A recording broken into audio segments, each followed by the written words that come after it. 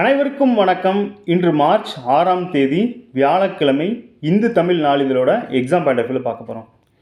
இன்றைக்கி தலைப்பு செய்தி என்ன கொடுத்துருக்காங்கன்னா, நாடாளுமன்ற தொகுதி மறுவரையறை குறித்து அனைத்து கட்சி கூட்டம் நடந்திருக்கு. ஸோ அதை தான் தலைப்பு செய்தியாக கொடுத்துருக்காங்க. இந்த நாடாளுமன்ற தொகுதி மறுவரையறையை பொறுத்தளவில் நமக்கு ரெண்டு விதமான செய்திகள் கேள்விகளாக கேட்கப்படலாம். அந்த வகையில் 1971 மக்கள் தொகை அடிப்படையிலே நாடாளுமன்ற தொகுதிகள் தொடர்ந்து வரையறுக்கப்படும் என்று 2000 அன்றைய பிரதமர் உறுதியளித்தவாறே தற்போதும் இந்த வரையறை 2026 இருந்து மேலும் 30 ஆண்டுகளுக்கு நீடிக்கப்படும் அப்படின்னு சொல்லியிருக்காங்க. இதில் நாம் தெரிஞ்சுக்கிற வேண்டியது என்னென்னா, இப்போ இருக்கிற இந்த 543 சீட்டு எந்த வருஷத்தோட மக்கள் தொகை அடிப்படையில் இருக்குது அப்படின்னா 1971 மக்கள் தொகை அடிப்படையில் இருக்குது. இதை 1973 நிர்ணயம் பண்ணியிருப்பாங்க அப்படிங்கிற செய்தியை முதல்ல தெரிஞ்சுக்கணும். அது போக பாருங்கள், நாடாளுமன்றத்தில் தற்போதைய உறுப்பினர்களின் எண்ணிக்கை உயர்த்தப்படும் பட்சத்தில் 1971 மக்கள் தொகை அடிப்படையில் தற்போது நாடாளுமன்றத்தின் இரு அவைகளிலும் மாநிலங்களிடையே எந்தவித விகிதத்தில் தொகுதிகள் எண்ணிக்கை உள்ளவோ அதே விகிதத்தில் தமிழகம் தென் மாநிலங்களின் தொகுதிகள் எண்ணிக்கை உயர்த்துவதற்கு தேவை அப்படிங்கிற மாதிரி சொல்லியிருக்காங்க. அதாவது என்ன சொல்கிறாங்கன்னா, இப்போ மக்கள் தொகையில் வேறுபாடு இருக்குது. அதனால் அந்த 1971 எந்த மக்கள் தொகை அடிப்படையில் கொடுத்தாங்களோ அதே விகிதாசார அடிப்படையில் இப்போவும் நிர்ணயித்தாங்க அப்படின்னா நல்லாயிருக்கும் அப்படிங்கிற மாதிரி சொல்கிறாங்க. அடுத்து கூட்டு நடவடிக்கை குழு அப்படின்னு ஒன்று சொல்லியிருக்காங்க. என்ன அப்படின்னா, தமிழகம் உள்ளிட்ட தென் மாநிலங்களில் இருந்து நாடாளுமன்ற உறுப்பினர்களை கொண்ட கட்சிகளின் பிரதிநிதிகள் அடங்கிய கூட்டு நடவடிக்கை குழு ஒன்றை அமைத்திடவும் அப்படிங்கிற மாதிரி முதல்வர் பேசியிருக்காங்க. இது மாதிரி அந்த கூட்டு நடவடிக்கை குழு அந்த மாதிரி பண்ணும்போது அது கான்செப்டாக கொஞ்சம் தெரிஞ்சுக்கலாம். அது என்ன சொல்ல வராங்க அப்படிங்கிறத தெரிஞ்சுக்கலாம். இதுலேருந்து கொஸ்டின் வருமானா நம்ம ஜென்ரலாக தெரிஞ்சுக்கிறதுக்கான ஒரு வாய்ப்பு அமையும். ஸோ அந்த வகையில் இந்த 3 இன்ஃபர்மேஷன் கொடுத்துருக்காங்க. இது போக நம்ம பாலிட்டியில் டேட்டாவாக அணுகணும் அப்படின்னா ஒரு இன்ஃபர்மேஷன் பார்த்துருவோம். இந்திய அரசியலமைப்பில் என்ன சொல்லியிருக்காங்க அப்படின்னா, தேர்தல் உங்களுக்கே தெரியும். இது ஒரு முக்கியமான டாப்பிக்கு. இது ஒரு ரெஃபரன்ஸ் புக்லேருந்து எடுத்திருக்கு. என்ன அப்படின்னு பாருங்கள். தேர்தலோட சரத்துக்கள் பார்த்தீங்கன்னா 324 329 ஏ வரைக்குமே இருக்குது. நம்ம ஏன் தேர்தலை பற்றி படிக்கிறோம், நமக்கு ஏன் சிலபஸில் கொடுத்துருக்காங்க அப்படின்னா, ஃப்யூச்சரில் நீங்கள் வேலையை வாங்கிட்டு அங்கே என்ன பண்ண போகிறீங்கன்னா election duty compulsory most of the government எம்ப்ளாய்க்கு எலெக்ஷன் டியூட்டி போடுவாங்க. ஸோ தேர்தலை பற்றின பேசிக்காக உங்களுக்கு தெரிஞ்சிருக்கா அப்படிங்கிறதுக்கான ஒரு இதாக கூட இருக்கலாம். ஸோ அதனால தான் தேர்தல் வச்சுருக்காங்க. தேர்தல் சம்மந்தமாக எப்பயுமே ஒரு கொஸ்டின் வந்துடுது. அது ஆல்ரெடி இருக்கிற டேட்டாவாக இருக்கலாம், இல்லை கரண்ட் டேட்டாவாக கூட இருக்கலாம். ஸோ அந்த வகையில் இப்போ தேர்தல்கள் பற்றி சொல்கிற சரத்து எதுன்னு பார்த்தீங்கன்னா 324 to 329 ஏ வரைக்கும் இருக்குது. அதில் 324 எது சொல்லுதுன்னா தேர்தல் ஆணையம் மற்றும் தேர்தல் ஆணையத்தின் பணிகள் பற்றியது. 325 எது சொல்லுதுன்னா எந்த ஒரு நபரும் மதம், இனம், சாதி மற்றும் பாலினம் அடிப்படையில் சிறப்பு வாக்காளர் தகுதியை பெற முடியாது அப்படிங்கிற மாதிரியும். அப்புறம் 326 வயது வந்தோர் வாக்குரிமை பற்றியது. இது கூட கேட்கலாம். வயது வந்தோர் வாக்குரிமை பற்றியது எந்த சரத்தின் கீழ் அடங்கும் அப்படிங்கிற மாதிரி கேட்கலாம். 327 பாராளுமன்ற தேர்தலுக்கான பாராளுமன்றத்தின் அதிகாரங்கள். இப்போ இந்த நியூஸ் படி இந்த ஆர்டிக்கலை தான் பார்க்க போகிறோம். அடுத்து 328 என்ன சொல்லுதுன்னா சட்டமன்ற தேர்தலுக்கான மாநில சட்டமன்றத்தின் அதிகாரங்கள் அப்படிங்கிறத சொல்லியிருக்காங்க. அப்புறம் 329 தேர்தல் நடவடிக்கைகளில் நீதிமன்றங்கள் குறுக்கீடுகளை தடுத்தல் அப்படிங்கிற செய்தி கொடுத்துருக்காங்க. இதில் 324, 25, 26, 27, 28 வரைக்குமே முக்கியமானதான். ஸோ 27 இந்த நியூஸ் பார்த்ததில் நம்ம அந்த 27 என்ன சொல்ல வருது அப்படிங்கிறத இதில் பார்த்துடலாம்.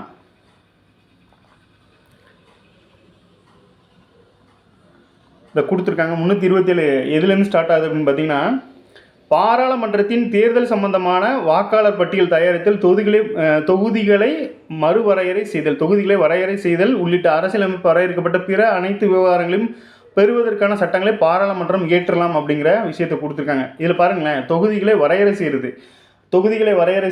தொகுதிகளின் எல்லை, அப்புறம் தொகுதிகள் மறுசீரமைப்பு, இது எல்லாமே இந்த ஆர்டிகல் 327 தான் வருது அப்படிங்கிறத தெரிஞ்சுக்கோங்க. அப்போ இது சம்மந்தமாக கேட்கலாம். இப்போ ஆல்ரெடி இருக்கிற இதை மாற்றம் பண்ணுறதுக்கு எந்த சரத்தின்படி மாற்றம் செய்யலாம் அப்படிங்கிற மாதிரி கேட்டாங்க அப்படின்னா இந்த 327 அப்படிங்கிறத தெரிஞ்சுக்கோங்க. அப்போது நம்ம இந்த மாதிரி செய்திகள் வரும்போது அதுக்கு பின்னாடி உள்ள டேட்டாவை படிச்சுக்கோங்க. இப்போ செய்தியில் என்ன இருக்குன்னா கான்செப்ட் மோஸ்ட்லி இருக்கும். மிஞ்சி போனால் ஒரு சில வருடங்கள் கொடுத்துருப்பாங்க. ஆனால் அந்த ஆர்டிக்கலை சில இதில் மென்ஷன் பண்ணியிருக்க மாட்டாங்க. அதை நம்ம உள்ளே போய் தான் படிக்கணும். எனக்கு தெரிஞ்ச வரைக்கும் நம்ம ஓரளவில் நான் உங்களுக்கு எடுத்து சொல்லிடுறேன். ஸோ அதை ஃபாலோ பண்ணிக்கோங்க, உங்களுக்கு நல்லது. ஸோ இதை தான் 327 சொல்ல வராங்க அப்படிங்கிறத இது மூலமாக தெரிஞ்சுக்கலாம். வாங்க அடுத்த நியூஸ் பார்ப்போம்.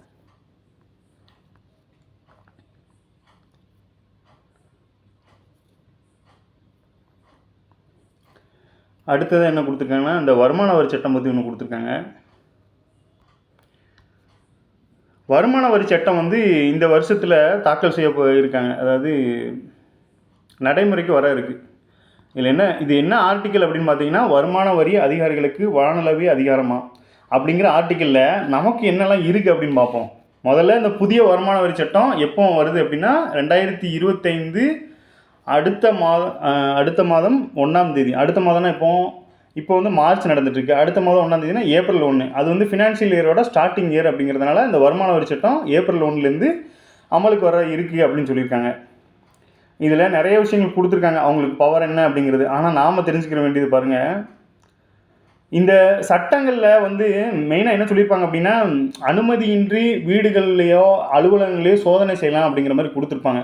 அதனால் என்ன நடக்கும் அப்படின்னா, அவங்களோட மொபைல்ஸோ கணினிகளோ பறிமுதல் பண்ணும்போது அவங்களோட அந்தரங்கங்கள் வந்து பாதிக்கப்படும் அப்படின்னு சொல்லும்போது, அது இந்திய அரசியலமைப்பில் எதை வந்து எதிர்த்து இருக்குது அப்படிங்கிறத மென்ஷன் பண்ணியிருக்காங்க. இந்திய அரசியலமைப்பு சட்டத்தின் இந்த மேலே சொன்ன இன்ஸ்ட்ரக்ஷன் எல்லாமே இவை எல்லாம் ஒரு புறம் இருக்க, இந்திய அரசியலமைப்பு சட்டத்தின் பிரிவு 21 கீழ் குடிமக்கள் தங்கள் அந்தரங்க ரகசியங்களை பாதுகாக்கும் உரிமை வழங்கப்பட்டுள்ளது. பிரிவு 19(1)(a) இன் கீழ் வழங்கப்பட்டுள்ள கருத்து சுதந்திரத்துக்குள் தலையிடும் அதிகாரமாகவும் இது கருதப்படுகிறது அப்படிங்கிற மாதிரி சொல்லியிருக்காங்க. அது நியாயப்படி எப்படி பண்ணணும் அப்படின்னா, நீதிமன்ற உத்தரவை பெற்று பண்ணலாம் அப்படிங்கிற மாதிரி சொல்லியிருக்காங்க. இதில் நாம் தெரிஞ்சுக்கிற வேண்டியது, இப்போ இதை எப்படி கொஸ்டினாக மாற்றலாம் அப்படின்னு பாருங்களேன். ஒரு குடிமகனோட அந்தரங்க ரகசியங்களை பாதுகாக்க உரிமை வழங்கப்பட்டுள்ள சட்டப்பிரிவு எது அப்படிங்கிற மாதிரி கேட்டாங்க அப்படின்னா பிரிவு 21. இப்போ நம்ம படிக்கும்போது பார்த்தீங்கன்னா அந்த ஒரு லைனில் கொடுத்து முடிச்சுருவாங்க. இப்போ 21னா தனி மனிதன் வாழ்வதற்கான உரிமை அப்படின்னு சொல்லி ஒரு லைன் மட்டும்தான் நீங்கள் படிச்சிருப்பீங்க. ஆனால் அதுக்குள்ளே உள்ளடக்கங்கள் நிறைய இருக்கும்.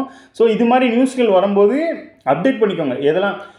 இடையிலலாம் ஒரு கொஸ்டின் எப்படி கேட்டிருந்தாங்கன்னா, ஒரு தனி மனிதன் வந்து அதாவது குடிநீர் அருந்துவதற்கான உரிமை எந்த பிரிவின் கீழ் வருது அப்படிங்கிற மாதிரி கேட்டிருந்தாங்க. தனி மனிதன் வாழ்கிறதுக்கு குடிநீரும் ஒரு அவசியமானது. ஸோ அது சார்ந்து பார்க்கும்போது இந்த பிரிவு 21 தான் அதுக்குள்ளே வருது அப்படிங்கிறது ப்ரீவியஸ் இயரில் கேட்டிருக்காங்க. இந்த மாதிரிலாம் கேட்கலாம் அப்படின்னு கொடுத்ததுனால நம்ம இந்த ஆர்டிக்கலை வந்து அந்த மாதிரி மாற்றிக்கிறது நல்லது. ஸோ அப்புறம் 19(1)ல் மொதல் ஆர்டிக்கல் என்ன சொல்லணும் அப்படின்னா, அந்த பேச்சு உரிமையை பற்றி சொல்லணும். இது வந்து கருத்து சுதந்திரத்துக்கான தலையிடுவதாக அமையும். ஏன் அப்படின்னா, அவங்க ஏதாவது ஒரு கருத்தை சொல்லியிருப்பாங்க, அதற்காக தான் இவங்களுக்கு வந்து இந்த மாதிரி நடவடிக்கைலாம் பாயும்போது அந்த கருத்து சுதந்திரத்தை பாதிக்கும் விதமாக இருக்குது அப்படிங்கிறத இந்த 2 ஆர்டிக்கலை மென்ஷன் பண்ணியிருக்காங்க. நமக்கு ஆர்டிக்கல் முக்கியமானது அப்படிங்கிறதுனால இதை வந்து நோட் பண்ணிக்கலாம். ஸோ பாலிட்டியை மோஸ்ட்லி பார்த்தீங்கன்னா 15 கொஸ்டின் இருக்குது. 15 கொஸ்டின் நீங்கள் நியூஸ் பேப்பர்லேருந்தே ஒன்றா டெய்லி நியூஸை வாட்ச் பண்ணிட்டே வந்தீங்கனாலே ஓரளவு எடுத்துடலாம். ஸோ இந்த செய்தி அவ்வளோதான். அடுத்ததை பார்ப்போம். காயிதே மில்லத் பேரில் ஒரு அவார்டு கொடுத்துருக்காங்க, அது என்னென்னு பார்த்துடலாம்.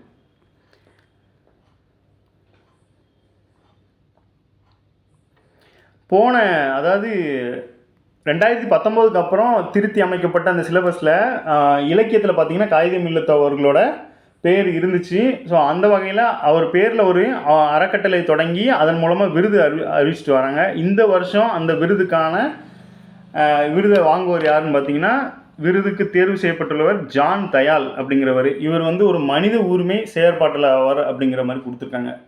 ஸோ ஜான் தயால் அப்படிங்கிறவர் விருதுக்கு தேர்வு செய்யப்பட்டுள்ளார். என்ன விருது? காயிதே மில்லத் அவர்கள் பெயரில் வழங்கப்படுற 2024ஆம் ஆண்டுக்கான விருது. ஸோ தமிழ்நாடு சார்ந்த விருதுகளில் கொஞ்சம் முக்கியத்துவம் கொடுக்கறது நல்லது. ஏன் அப்படின்னா, பொறுத்துக்கையில் போன டைம் அண்ணா விருது, பாரதியார் விருது, காமராஜர் விருது அப்படிங்கிற மாதிரி கேட்டிருக்காங்க. அதனால் இந்த விருதுகள் சார்ந்து கொஞ்சம் படிச்சுக்கிறது நல்லது. அடுத்ததான் என்ன கொடுத்துருக்காங்க, இந்த குடும்ப கட்டுப்பாடு திட்டம் பற்றி கொடுத்துருக்காங்க. ஒரு 2 வருஷம் இருக்குது, அதை மட்டும் கொஞ்சம் பார்த்துக்குறோம். இது நமக்கு குழப்பக்கூடியதான். ஏன்னா தேசிய குடும்ப கட்டுப்பாடு திட்டம்ங்கிறது 1952 கட்டாய கருத்தடை திட்டம்.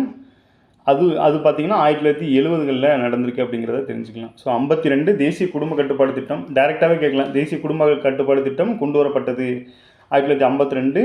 கட்டாய கருத்தடை திட்டமும் பார்த்திங்கன்னா 1970களில் கொண்டு வரப்பட்டிருக்கு அப்படிங்கிறத தெரிஞ்சுக்கலாம். இது வந்து என்ன டாப்பிக்கில் கேட்கலாம் அப்படின்னா, மக்கள் தொகைன்னு நமக்கு ஒரு டாபிக் இருக்கா, ஸோ அதுக்கு கீழே இதை கொண்டு வந்துடலாம், எப்படி வேணாலும் கேட்கலாம். அடுத்தது என்ன கொடுத்துருக்காங்க, இன்றைக்கி வந்து இந்த இணையம் பகுதியில் ஒன்று கொடுத்துருக்காங்க. தோல் ஏற்றுமதி கவுன்சில் எப்போ வந்திருக்குன்னா 1984 முதல் சேவையாற்றி வருகிறது.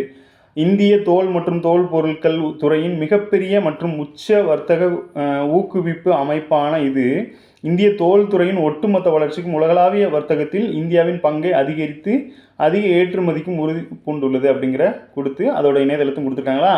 இப்போ நம்ம ஏன் தோல் சார்ந்து அதிகமாக பார்க்கணும் அப்படின்னு பார்த்தீங்கன்னா, இந்த தோல் சார்ந்த ஏற்றுமதி அப்புறம் வந்து இந்திய தோல் ஆராய்ச்சி நிறுவனம் எல்லாமே பார்த்திங்கன்னா நம்ம சென்னையை தலைமையிடமாக கொண்டு செயல்பட்டுருக்கு.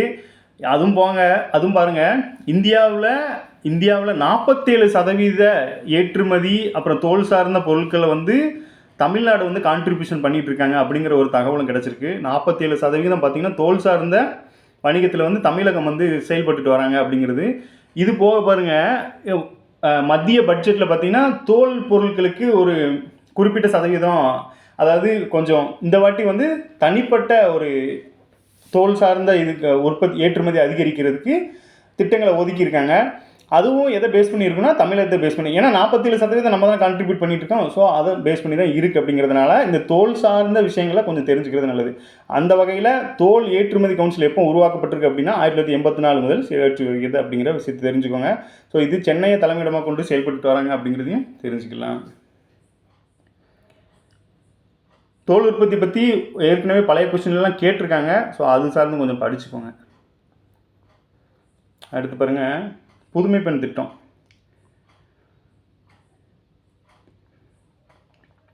புதுமை பெண் திட்டத்தில் 5 லட்சம் மாணவிகள் பயன்பெற்றதா அமைச்சர் வந்து ஒரு தகவலை வெளியிட்டிருக்காங்க. இதில் இந்த புதுமை பெண் திட்டத்தை பற்றி கொஞ்சம் லைட்டாக பார்த்துரும்.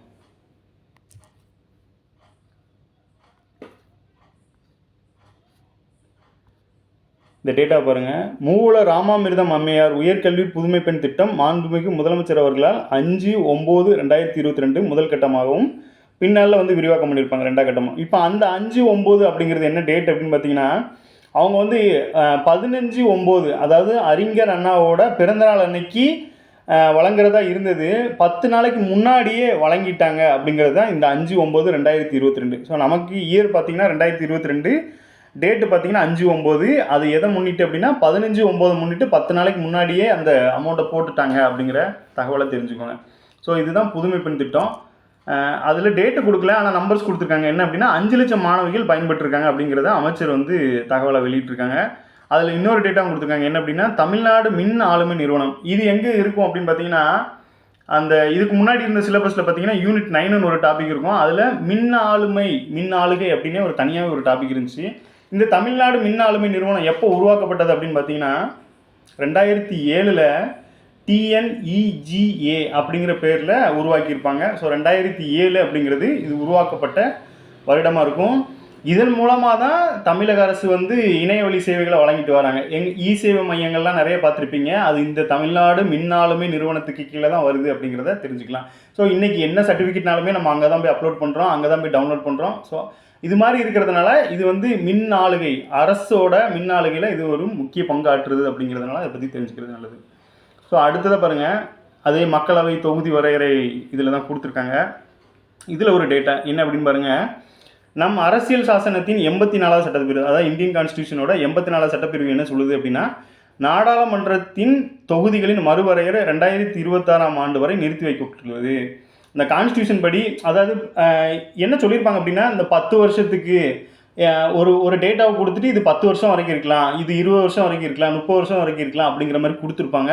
ஸோ அந்த வகையில் இந்த 84வது சட்டத்திருத்தம் 84வது சட்டத்திருத்தம் என்ன சொல்லுது அப்படின்னா, 2026 வரைக்கும் இதை வந்து நிப்பாட்டி வச்சுருக்கோம் அப்படிங்கிற மாதிரி சொல்கிறாங்க அப்படின்னு சொல்கிறாங்க. ஸோ அப்போ 84வது சட்டத்திருத்தம் பற்றி கேட்டாங்க அப்படின்னா இந்த தொகுதி மறுவரையறை பற்றியது அப்படிங்கிறத இது மூலமாக நம்ம தெரிஞ்சுக்கலாம்.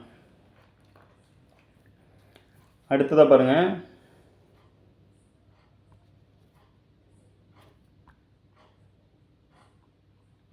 இப்போ இருக்கிற டேட்டா பார்த்தீங்கன்னா 543 நாடாளுமன்ற தொகுதிகள் இப்போ இருக்குது அப்படிங்கிறத தெரிஞ்சுக்கலாம்.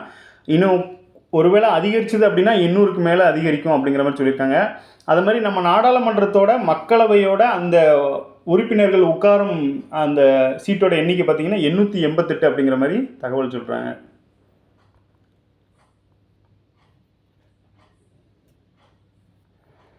அடுத்து பாருங்கள், குலசேகரப்பட்டினத்தில் உள்ள ராக்கெட் ஏவுதளத்தில் நிர்வாக அலுவலகம் அமைக்க பூமி பூஜை அப்படிங்கிற செய்தியை கொடுத்துருக்காங்க.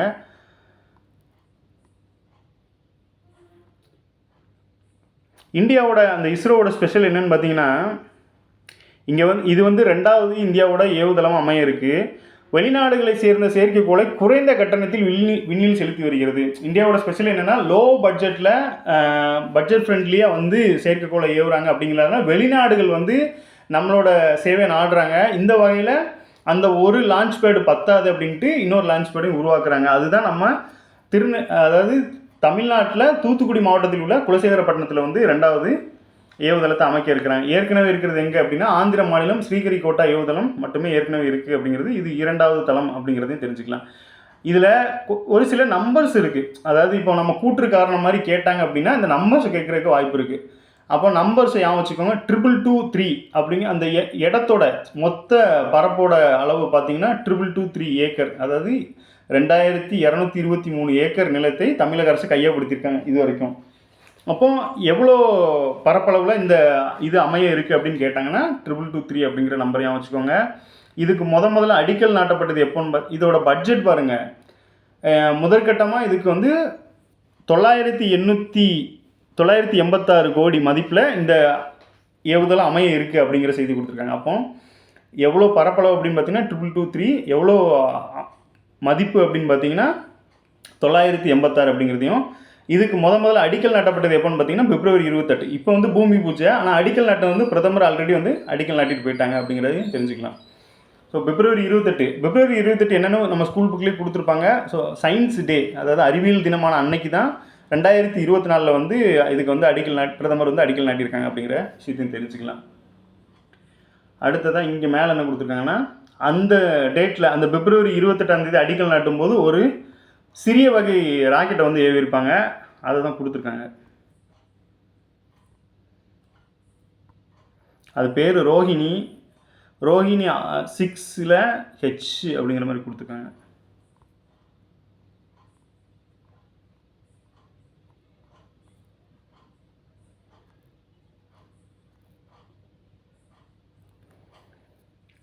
அந்த பிப்ரவரி 28 அடிக்கல் நாட்டும் போது ரோஹிணி 6H200 என்ற சிறிய வகை ராக்கெட் குலசேகரப்பட்டினத்தில் ராக்கெட் ஏவுதளம் அமையுள்ள பகுதியில் இஸ்ரோ விஞ்ஞானிகள் வெற்றிகரமாக ஏவுனாங்க.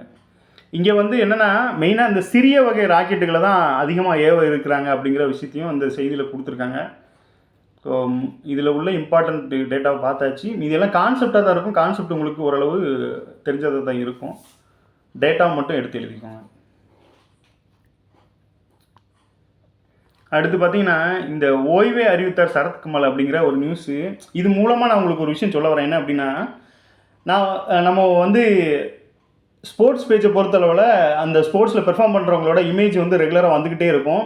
ஒருத்தர் இந்தியா லெவலில் வேர்ல்டு லெவலில் கான்ட்ரிபியூஷன் பண்ணிகிட்டு இருக்காங்க அப்படின்னா அவங்களோட இமேஜஸ் ரெகுலராக வந்துட்டுருக்கோம். இப்போ நம்ம நியூஸ் பேப்பர் பார்க்கும்போது இது மாதிரி பெர்சன்ஸோட ஃபோட்டோ வித் கீழே நேம் இருக்கும். அப்போ நம்ம இதை பார்த்துட்டே வரும்போது ஒரு கொஷின் வருது, அதில் அவங்க ஆப்ஷனாக இருக்காங்க அப்படின்னு பார்த்தீங்கன்னா மோஸ்ட்லி அந்த மாதிரி பெர்சன்ஸ், அதாவது ரீசெண்ட் டேஸில் ஃபேமஸாக யார் இருக்காங்களோ அவங்களோட ஆன்சர் தான் மோஸ்ட்லி இருக்கும். ஸோ இந்த வகையில் இந்த சரத்கமலை பற்றி ஏற்கனவே நம்ம எக்ஸாம்ஸில் கொஷின் கேட்டிருக்காங்க. அப்போது இந்த மாதிரியும் நம்ம இதை அப்ரோச் பண்ணலாம் அப்படிங்கிறது தான் என்னோட இது. ஸோ இது மாதிரியும் பண்ணலாம் அப்படிங்கிறது தான். ஸோ ரீசெண்ட் டேஸில் அந்த எந்த கேம்ஸாக இருந்தாலும் சரி வேர்ல்டு லெவலில் இந்தியாவிலேருந்து கான்ட்ரிபியூட் பண்ணுவாங்க. அப்புறம் பார்த்தீங்கன்னா தமிழ்நாட்டிலேருந்து கான்ட்ரிபியூட் பண்ணுவாங்க. இவங்களோட அந்த இமேஜஸோடு வர்ற அந்த நேமையும் சேர்த்து பார்த்துக்கிட்டிங்க அப்படின்னா உங்களுக்கு எக்ஸாமில் அந்த ஆப்ஷனை சூஸ் பண்ணுறதுக்கு அது கொஞ்சம் வசதியாக இருக்கும் அப்படிங்கிறது தான் இந்த செய்தி மூலமாக உங்களுக்கு சொல்ல வருது. அடுத்து தான் இன்றைக்கி செய்தி அவ்வளோதான். மீண்டும் நாளை சந்திப்போம். நன்றி.